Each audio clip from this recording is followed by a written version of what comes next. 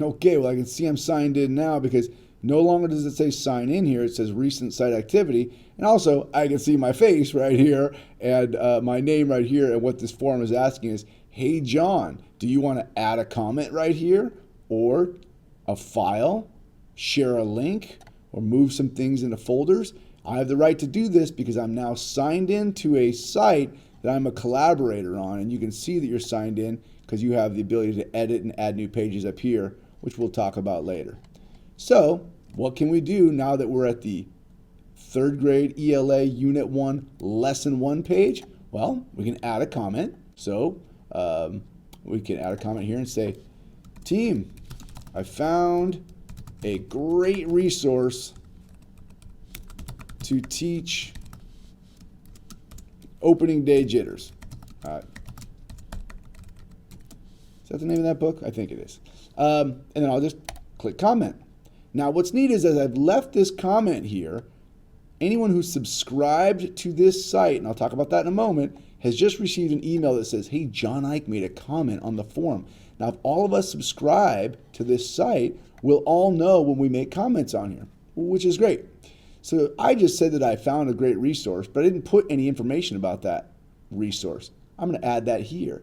So let's say I found a great resource and that resource is a worksheet. Let's add that worksheet by clicking on add a file.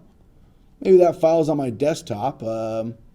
Maybe it's called NHS Logo Small, which we know is actually a logo that I was using for building a website, but let's pretend.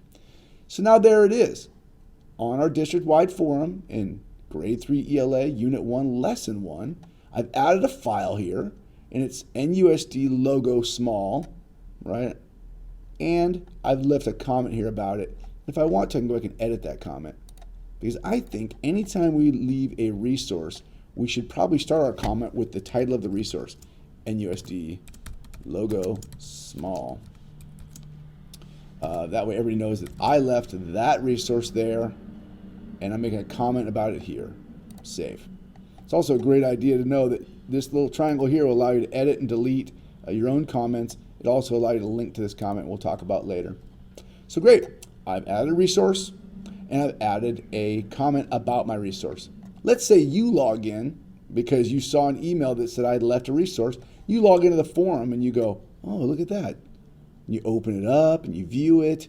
Maybe you download it because you want to use it, and that's great. Maybe you want to reply to this comment that I made. You could just click reply and say, John, I used the worksheet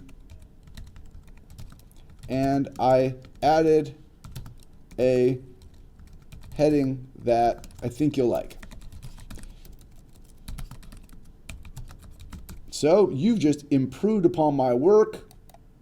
You've responded to my original thread, and if you want to add your new resource, you can just add it right up there and it would fall right under here, and then John would know that you added something. It'd be awesome. The other thing you could do is add a link. So let's say you found a great website for the opening day jitters exercise or for another exercise. Add a link. It says add a file from the web, paste the URL. So let's say it's at YouTube. And the text to display is opening day jitters video interview. Maybe interview the author. And then a link description. This is a video interview with the author. Great. So I found a great resource. I added it. Now it lives right here. Great.